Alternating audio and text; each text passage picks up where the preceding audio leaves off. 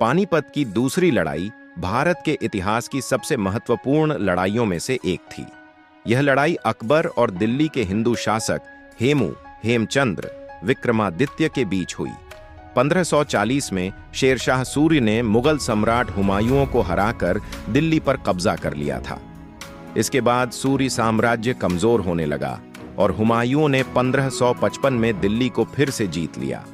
हुमायूं की मृत्यु के बाद अकबर, जो उस समय मात्र 14 वर्ष के थे, मुगल सिंहासन पर बैठे।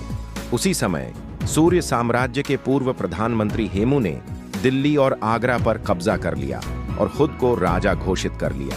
उसने विक्रमादित्य की उपाधि धारण की और हिंदू शासक के रूप में शासन करने की योजना बनाई।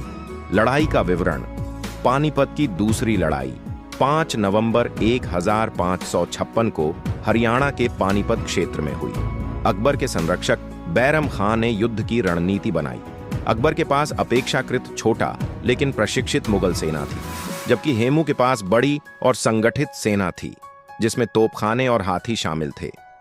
हेमू ने शुरुआती बढ़त हासिल की। उसकी सेना ने मुगल सेना को पीछे धकेल दिया और युद्ध में हेमू की जीत लगभग तय लग रही थी। लेकिन तभी अचानक युद्ध के दौरान एक तीर हेमू की आंख में लग गया। इससे वह गंभीर रूप से घायल हो गया और उसकी सेना का मनोबल गिर गया। परिणाम, हेमू को कैद कर लिया गया और उसे अकबर और बैरम खां के सामने पेश किया गया। बैरम खां ने हेमू को मारने का आदेश दिया। इस तरह मुगलों ने दिल्ली पर पुनः कब्जा कर लिया। महत्व 1, इस लड़ाई ने अकबर को भारत का स्थायी शासक बना दिया और मुगल साम्राज्य को मजबूत नींव प्रदान की। 2, यह हिंदू मुस्लिम शक्ति संघर्ष का एक निर्णायक मोड़ था। 3, पानीपत की दूसरी लड़ाई अकबर के शासनकाल की शुरुआत का प्रतीक बनी और भारतीय इतिहास में मुगल साम्राज्य के सुनहरे युग का आगाज हुआ।